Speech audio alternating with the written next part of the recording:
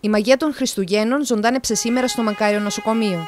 Ο Άγιος Βασίλης, η Βασίλισσα των Ζαχαρωτών, οι τάραντοι και οι νεράιδες διασκέδασαν τα μικρά παιδιά που νοσηλεύονται στον παιδιατρικό θάλαμο. Εμπνευστής και οργανωτής της εκδήλωσης, η ομάδα RC Beauty Dolls του Ρικάρτο Κουεγιάρ.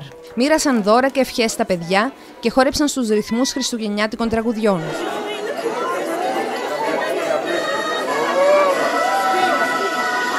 Το σκοπό της εκδήλωσης ανέλησε ο επικεφαλής της ομάδας RC Beauty Dolls, Ρικάρτο Κουεγιάρ. To bring joy, happiness and to bring the spirit of Christmas to the people of Nicosia.